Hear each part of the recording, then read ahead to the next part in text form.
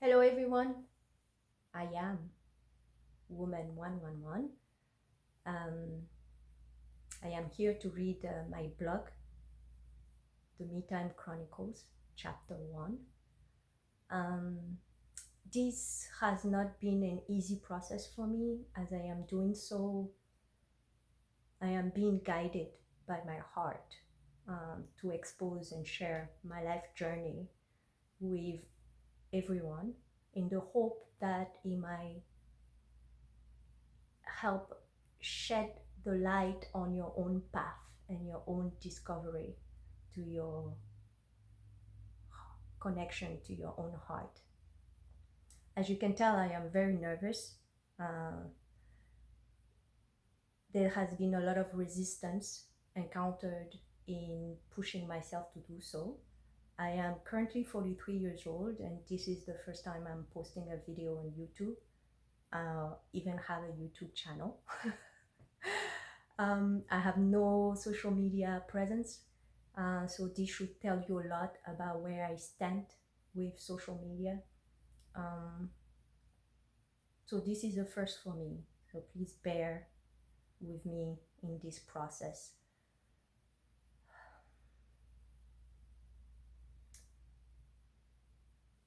I am not seeking subscribers.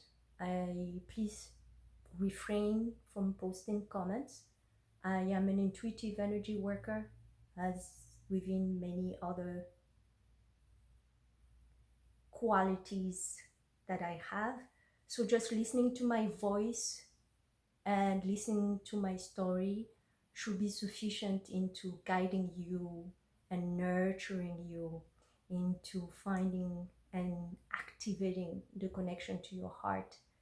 On my website, which I will link to this video, you can provide your email address, as I offer uh, free a free 45 minutes intuitive reading to those who I will sense will need my services the most.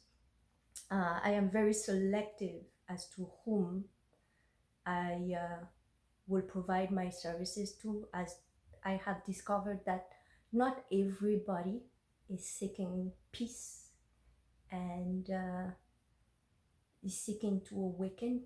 Most people make noise and are just looking for attention. So if you are one of these people, you can please fuck off. Yes, I have said it. You can fuck off.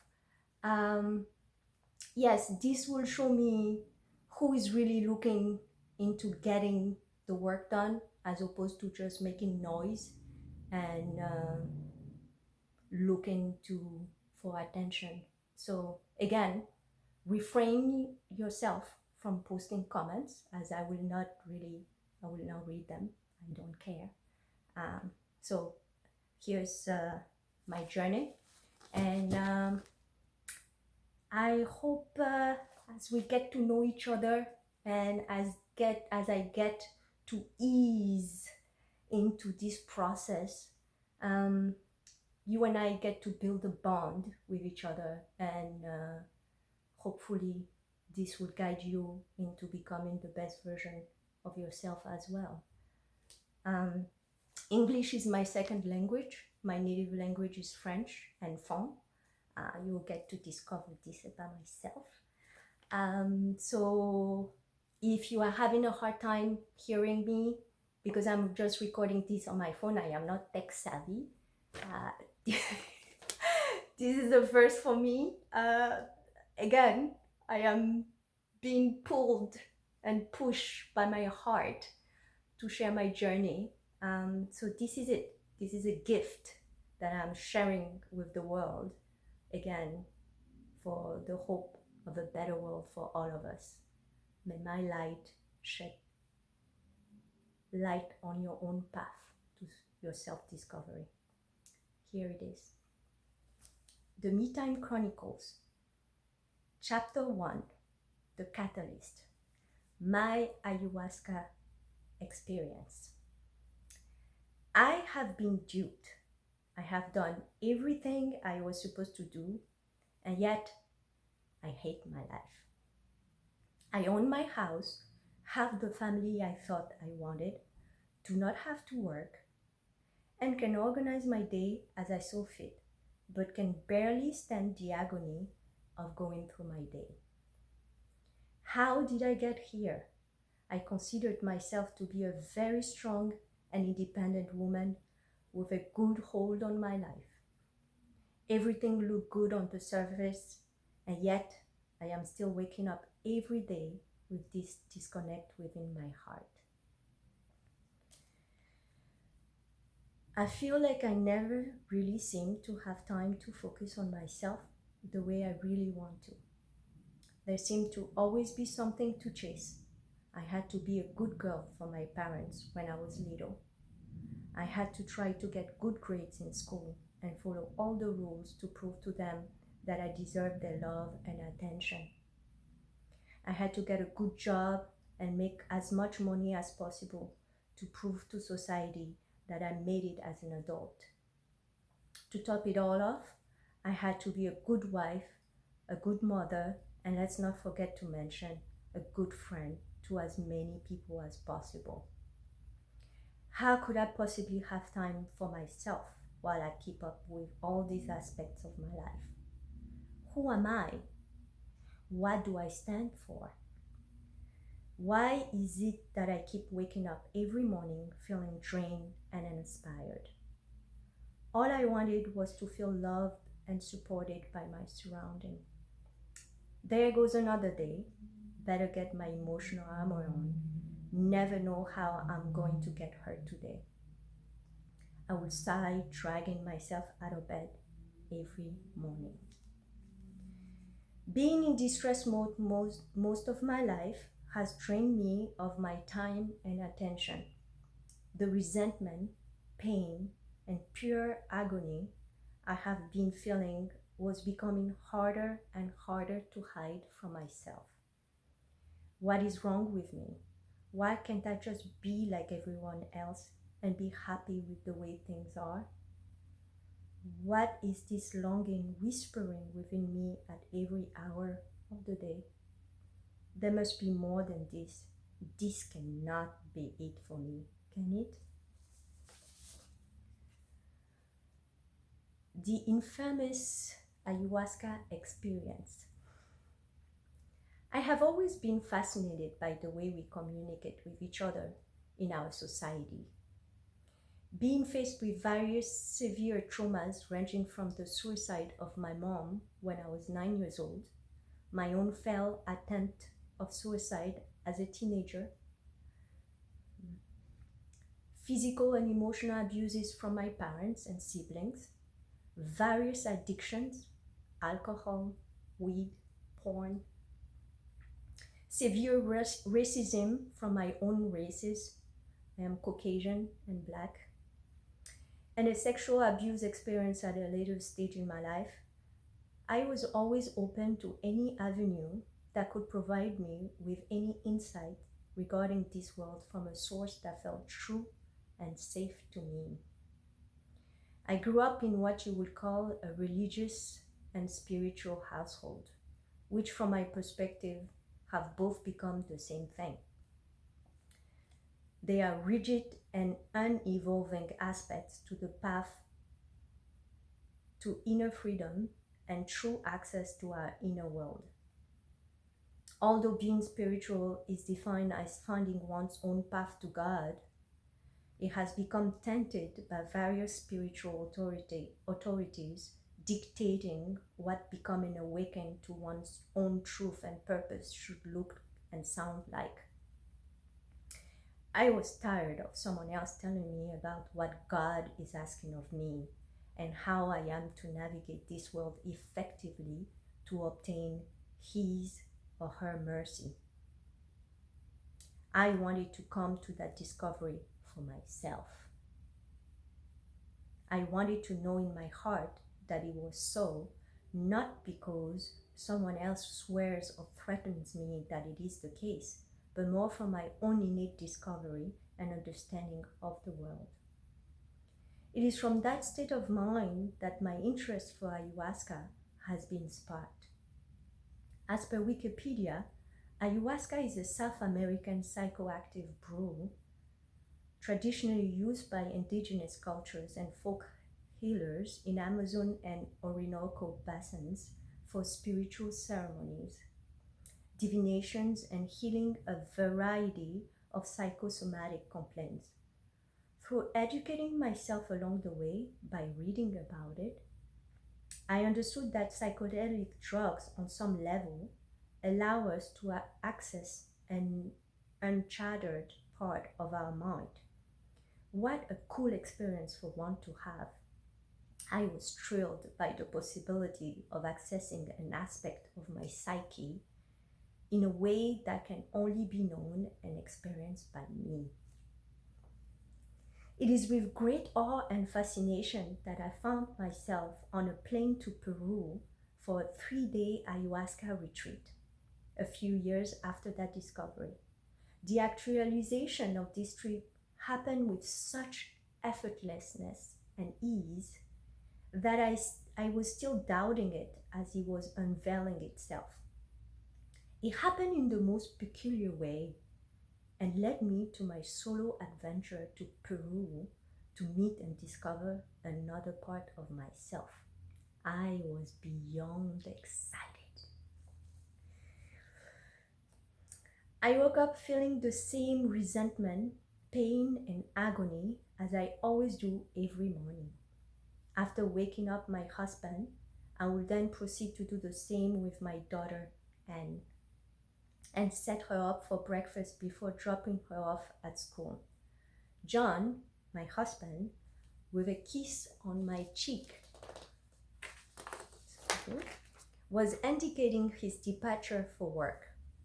His morning routine entailed waking up, taking a nice and relaxed shower, and once dressed, heading to work with a kiss for Anne and me. This was the ideal of the family I used to dream of having. I was what appears to be happily married with a kiss, with a kid. With a kiss too. I had a husband who, as per societal norms, loves me dearly. But it was all a lie. No matter how stressed I was for falling behind some morning, he always decides to leave me stranded by totally choosing to ignore and avoid assisting me with our daughter while I get ready. We were not a team, and this was an example of it. Something was not right, and no matter what I did to distract myself, I could no longer hide from the reality that was taking place. There was nothing special really or different about that specific morning, except I got a certain urge to listen to the radio after dropping Anne off at school. This was very odd, as I usually prefer listening to my favorite list of music directly from my phone. There were songs playing on the radio, and I settled for a pop song that was most pleasing to my ears. At the end of the song, the host somehow started talking about a video of a philosopher called Alan Watts and played one of his speeches on air. It was the most inspiring speeches I have ever listened to. What Alan Watts was saying resonated so deeply true within myself that it felt like breathing for the first time. As soon as I got home, I searched for the video on YouTube and watched it over and over again. I shared it with my whole family out of excitement. For the first time, I felt like someone was asking the same questions I was and was providing the answers and validation I have been seeking for so long. Although I could not grasp everything he was alluding to at the time, I found his guidance to be very comforting and inspiring. I then continued to the same radio show for the following days. The topic of conversation on the magical day was about someone's ayahuasca experience. This reminded me of my own interest regarding psychedelics and sprouted anew my desire to experience it. This was it. This is what I have been waiting for. I was excited for the first time in a while. As soon as I got home, I got on my computer, surfed and browsed the net about places that offered this experience, and ended up booking a flight to Peru for a 3-day retreat. Yay! Everything was lined up. We, John, Anne, and I, usually spend a week at John's mom's summer place, about 3 hours from New York City. Anne, my daughter, who was about 4 years old then, would be distracted by various activities planned by her nana. That's grandma enfant, one of the dialects in my country, from my country, which you'll find out later. The only way I felt comfortable to leave her with her father was knowing that my mother-in-law would be around. I knew that John would fight me on this decision, but would ultimately be happy to catch up with his mom without me. I'm not sure. As soon as I finalized everything, I called him at work to let him know. Me. Hey, listen, I've decided to go to Peru and spend 3 days at an ayahuasca retreat. I have always wanted to do this, as you know, and it lines up perfectly with our summer vacation at your mom's place. This way, you get to have fun with your mom and Anne for a few days while I give myself this gift. I will then meet up with you all to conclude our vacation together. John, why are you doing this? It seems a bit out of the ordinary and very impulsive. Me, I am doing this because I want to. And I need to do everything on my own for a change. I need to do something, not everything. Although I do everything on my own. I am doing this because I want to, and I need to do something on my own for a change so I can recharge a bit. John, why do you need to recharge? You are home on your own and can do what you want without anyone bothering you. Also, you could have at least waited to talk to me about it before deciding to make such a big purchase. We should be careful about how we spend our money. The credit card balance is very high. Me, that's okay. I have made the decision for myself. I will be going no matter what. I am just informing you so you are aware of what's happening. This interaction should give you an idea of the dynamic in my marriage at this stage of my life. I was in my late 30s, about 37-ish. Motherhood was very emotionally demanding, and that combined with a suffocating marriage meant that I was in dire need of a break. Yeah. I was excited and was feeling exhilarated by this adventure. It felt so good to do something just by myself. I arrived in Peru a bit apprehensive about what to expect. There were 8 of us in my group, and everyone seemed nice. Some were first-timers and others were returned customers. There was medical and spiritual support to assist us at any point on our journey. Although I was advised to refrain from sexual intercourse, which was not so hard in my marriage then, and eating certain food 2 weeks prior to my arrival, I was to undergo an additional cleanse involving the drinking of purified seawater.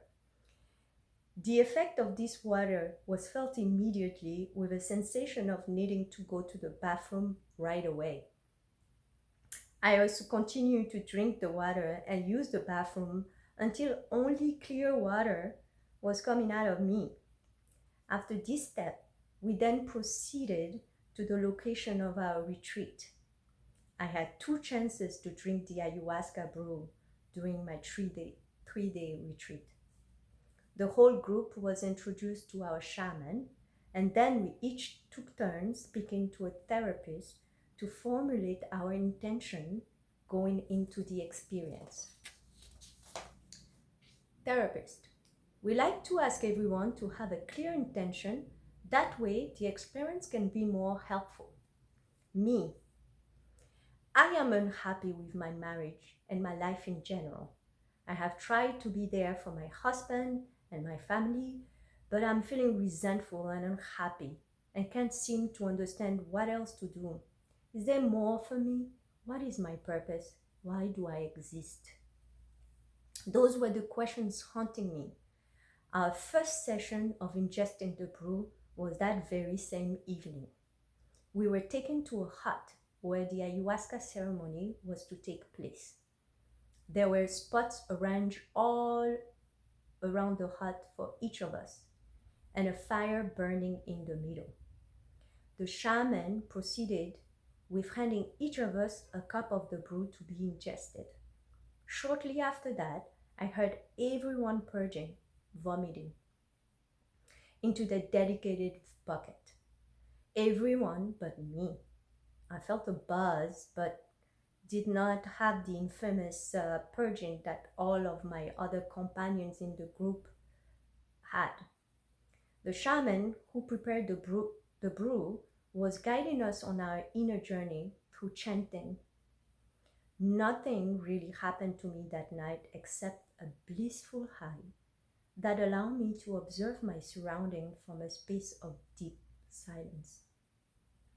The next day, I sat listening to the group sharing their experience of the prior night's ceremony.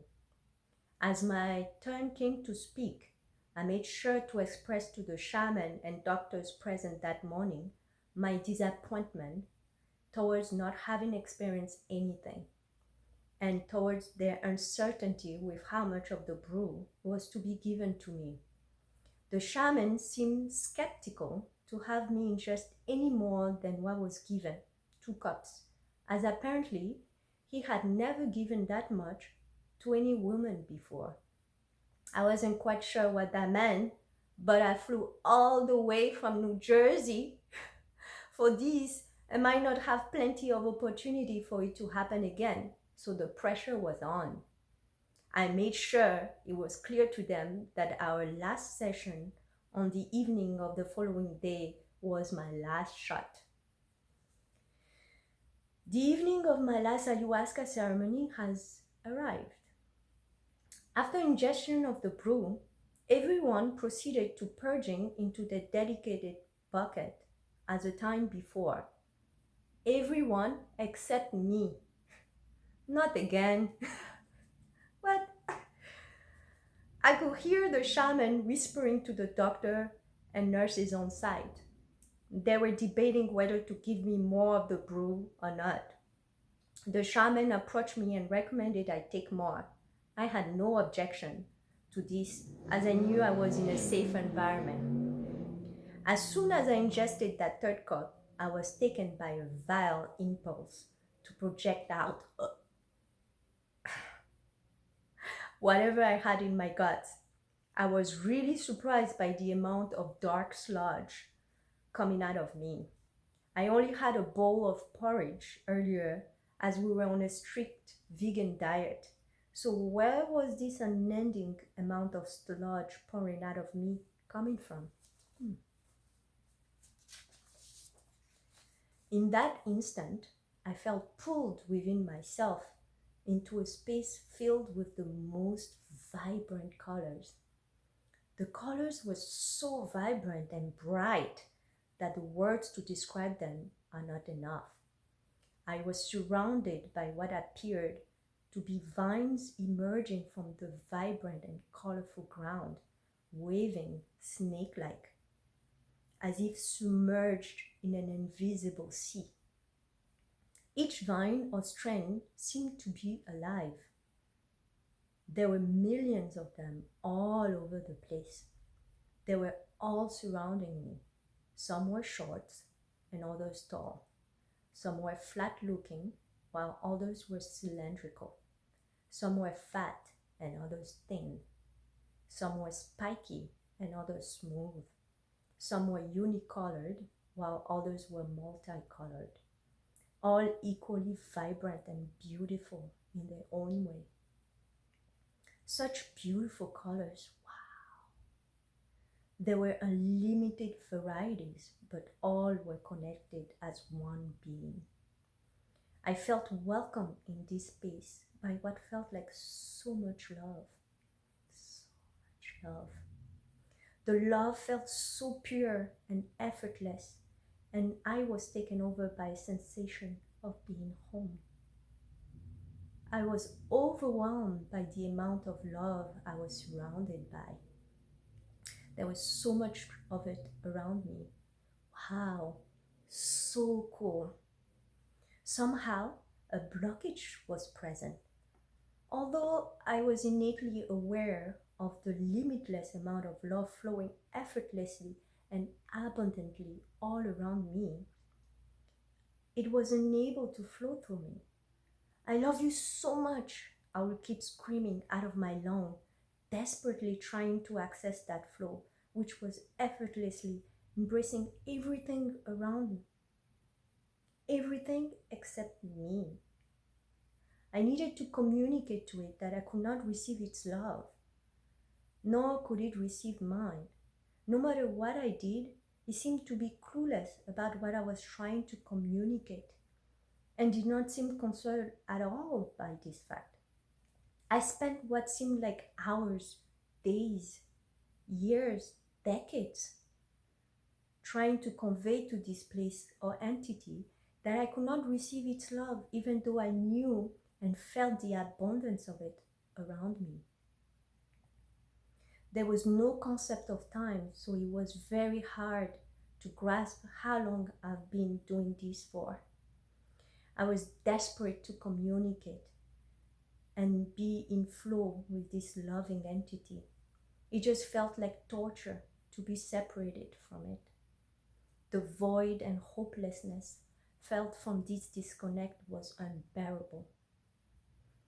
I tried loving it even harder, yelling at it, crying for it, fighting it, hurting it, forcing it, tricking it, ignoring it with all my being, and still no reaction whatsoever. The blockage was persistent. I now had all its attention, but it seemed very puzzled by what I was trying to communicate so ardently, which made my agony even worse. Out of sheer exhaustion, I felt discouraged and crumbled to the ground, my head down, in shame and guilt for all I was willing to do just to get a taste of its love. How could I, in wanting to express the unending depth of love I was feeling within, hurt something that loved me so much? The despair was insufferable. An uncontrollable sadness overtook me, and I started crying, now realizing that there was nothing else to give or do. I was empty, drained, and had tried any conceivable avenue imaginable at this point. I give up. I muttered with my last breath, at least I love myself. And that is good enough. In that moment, the ground started shaking and huge explosions of colors happened all over the place. I felt a surge of love flowing abundantly to me. I could finally feel a connection to this entity of love, and he could feel me. We were in flow. Everything around me was reflecting these two vibrant explosions of colors. Wow! I can receive its love, and he was able to receive mine. An infinite amount of love was flowing effortlessly in and out of me. Wait, What did I do? How did I do it? I tried replaying the scenario that just happened in my head, and in that moment, I had an epiphany.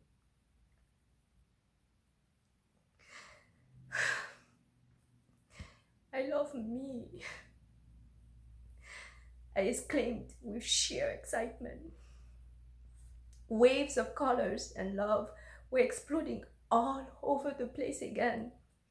My heart was bursting out of joy. I have compassion for me. I forgive me.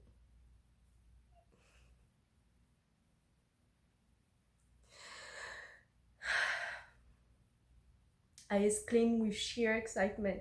Waves of color and love were exploding all over the place. My heart was bursting out of joy. I'm repeating. I was now dancing with my hands in the air, skipping around like a kid in the rain. The joy was inconceivable. I realized that my body has somehow transformed into a colorful vine as well. I was as radiant and vibrant as the other vines and was now part of the whole. We were one. Our bond solidified through the genuine love and compassion I was emanating towards myself. In that moment, I felt a presence approaching me. I could not quite see it, but I just knew she was getting closer. The vine I had transformed into changed back into my physical appearance. It was Mother Ayahuasca. I knew it to be so from my newfound connection to this place. She is the very same one the shaman was educating my group about earlier. She is Mother Nature herself. It is within her that the psychedelic effects of the brew I experienced. I tried remembering anything I knew about her before facing her. Nothing came up. I was too nervous. I still could not see her, but sensed her getting closer. It was in that train of thought, trying to grasp what I recall reading about her. What did the shaman say about her again? I thought quickly, sensing her proximity. Suddenly, I realized that although I could not perceive a distinct form, she was now facing me. I was intimidated. I was intimidated and frightened by the insignificance and unimportance I perceived of myself in trying to grasp her sheer magnitude. Yet, I felt uniquely appreciated, valued, and adored by her. How is this even possible? I wondered in infinite gratitude for this recognition. She was Mother Ayahuasca, and still she was looking at me as if I had accomplished something insurmountable. I was gazing around with wonder and amazement at the beauty and infinite love she was surrounding me with. Fully absorbed in that contemplation, I muttered in pure, utter amazement, I am Mother Ayahuasca. Mother Ayahuasca is me. In that moment, my physical body suddenly transformed into a blossom of white flowers, and it felt like I was being pulled even deeper within myself. All the colors somehow disappeared. I was conscious of myself.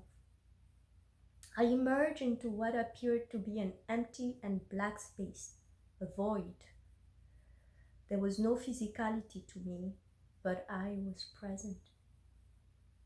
There was nothing around except Mother Ayahuasca, who was now a distinct, magnificent, and bright form.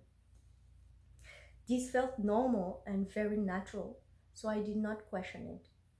I felt no fear. I could now clearly see her. What I was seeing is quite hard to describe, but seemed very natural to me then. Her face was a multitude of faces, alternating without end. She was the face of a child, an adult, of an old person, of a woman, of a man, of different races, of different shapes, of different kinds, human, non-human. The alternation between the appearances was happening